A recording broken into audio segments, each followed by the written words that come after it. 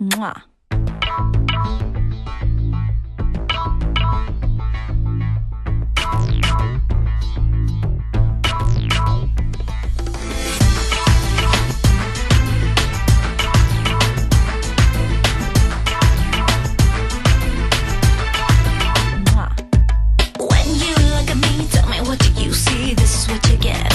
I am.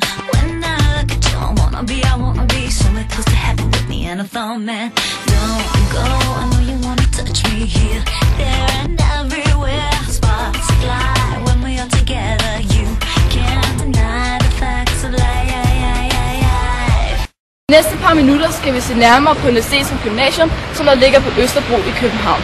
Vi lægger ud med at tale med afdelingsinspektør Annette Messerschmidt.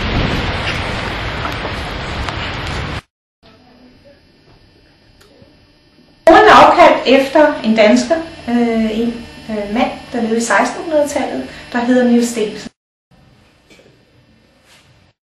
I lidt mere end 50 år. Vi er heldigvis stadigvæk en meget populær skole. Vi søges hvert år af flere hundrede nye elever. Lærer noget, at der er en høj faglighed.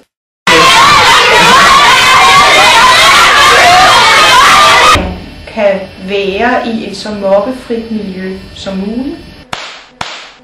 Slutmålet er, at man bruger den faglighed, at man bruger sin arbejdsmoral, at man bruger sin evne til at tænke over tingene, til at danne sig nogle holdninger, nogle meninger, som man også tør handle på.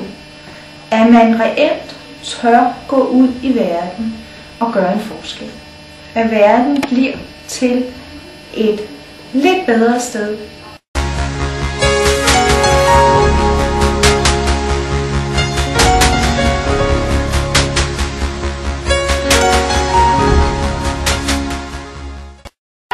Det var så Annette Messerschmidt. Lad os så snakke med nogle elever.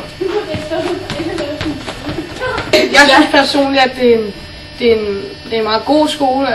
Altså, der er sådan rimelig meget disciplin over skolen, ikke?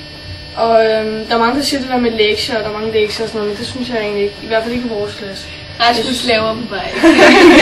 Hvis man skal vende sig til at skulle komme videre i gymnasiet og få en ordentlig uddannelse, så er universitetet helt klart et godt valg. Vi kan hermed konkludere, at eleverne på Universitetets Gymnasium generelt er tilfredse med skolen. Vi ses.